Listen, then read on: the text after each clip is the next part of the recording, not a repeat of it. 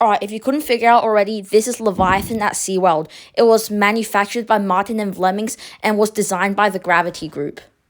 When riding Leviathan, you will traverse a track length of 909 meters, reach speeds of up to 80 kilometers per hour, as well as rise up to 32 meters.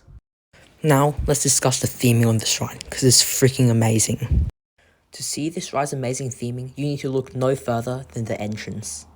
Seriously, I think it's one of the best entrances to any coaster ever, with its gorgeous hedge, its 3 beautiful arcs, these 2 intricate Atlantean soldiers pointing their spears down at you, the ride's epic logo, and the word Leviathan spelled out in this amazing bronze at the top.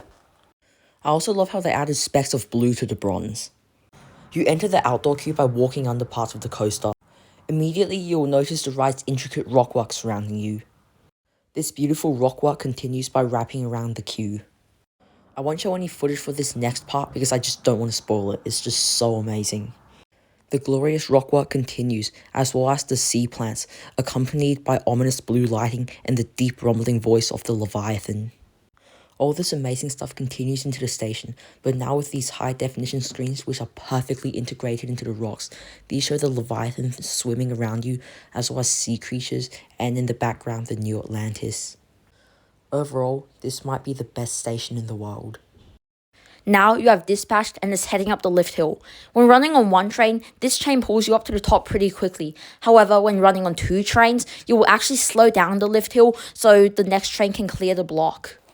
After your climb, you will make a sharp right-hand turn and head down the first drop.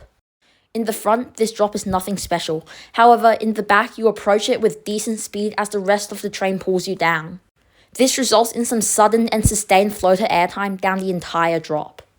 After this drop, you traverse a valley which has some serious bite to it. I'll get to that later.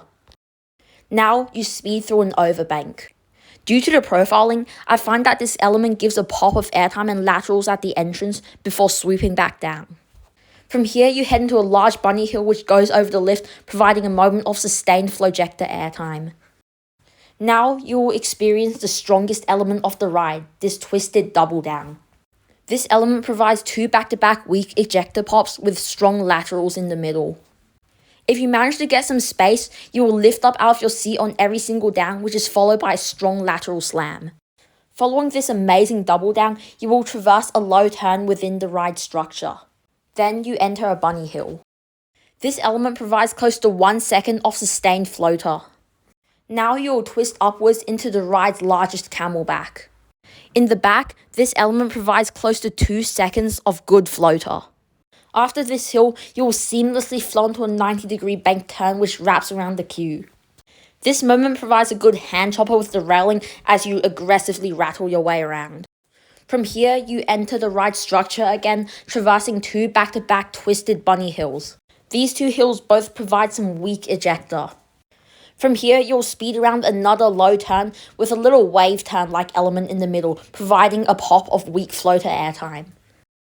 This leads into a larger twisted hill. This moment provides some semi-sustained floater airtime as well as decent laterals at the same time.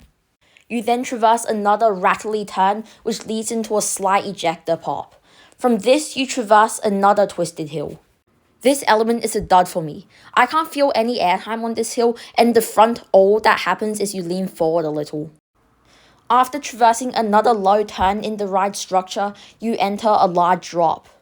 In the back, this element provides around 1 second of floater airtime. After this, you have a small bunny hill, where everyone on the train gets a pop of floater airtime.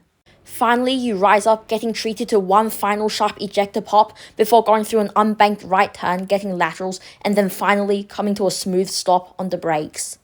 And now, you have just completed a lap on what is the best ride at SeaWorld. Leviathan is a phenomenal wooden coaster. The train charges through the layout with brilliant pace, and it never really loses that pace.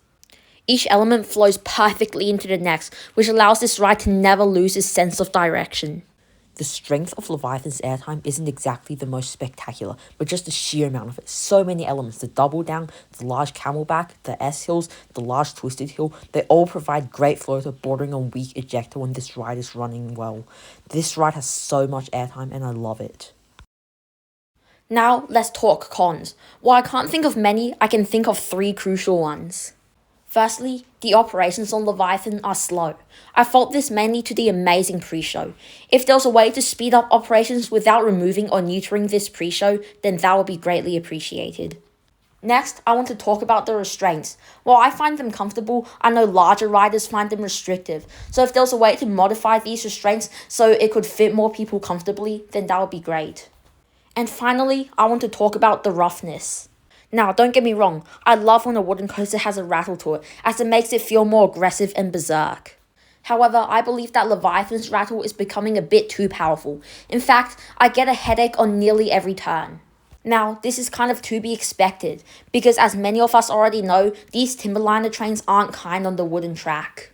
Now don't worry, the headache I get is very mild and I'm usually able to recover on airtime hills, which is where the ride is actually smooth. However, I could see this rattle becoming a problem for people who have a low tolerance to roughness. While I'm fine with this rattle for now, I do have a concern that I believe to be legitimate. If SeaWorld doesn't do track work on Leviathan, then I could totally see this rattle becoming more powerful and eventually becoming intolerable to riders. I know that this coaster began development before Gravity Group came out with their pre-cut track, but if just some of the sections of this ride could be retracked, then that could greatly heighten the comfort for many riders. To be clear, I do not want this rattle to be completely non-existent as it adds a lot of aggressiveness and character to Leviathan. Instead, I wish that retrack work could be done as a precaution for the future so the ride never becomes too rough. With all that being said, Leviathan is still a great coaster. For me, the selling point of this ride is its superb, non-stop, relentless pacing. The theming on this ride is also excellent and story-driven, however, unfortunately, I don't have footage of the queue and station, so I can't show you any of that stuff in this review. So, what are my thoughts on Leviathan at SeaWorld? In this section, I won't go into too much detail. I'll just basically summarize all the points that I've already said in the video. I think that this is an amazing wooden coaster, a top tier one, and Gravity Group should definitely be commended for their work designing this layout. The thing I love most about this layout is its pacing. Every element flows perfectly into the next, and riders are never given a proper chance to catch their breath until the final brake run. This ensures that the whole ride feels chaotic. For me, Leviathan is the best paced coaster in all of Australia. If there was one nitpick I had about this layout, it would be that I wish there were more moments of ejector airtime, but that's just a tiny nitpick for this quality coaster. On top of that, the theming in this ride's queue and station are not only astonishing, but help tell the ride's story. It's just purely amazing. So, what would I rate this coaster? I would give this beast a 9 out of 10 for its amazing theming, impeccably designed layout, and just a generally aggressive ride experience. Now comes the highly debated topic. Is Leviathan Australia's best roller coaster? For me, the answer is no. While Leviathan is the best paced coaster in Australia and one of our best themed, DC Rattle's pacing I don't find is that far behind, and also its forces are way stronger. So, that just about wraps up my thoughts on this elite wooden coaster. See you next time.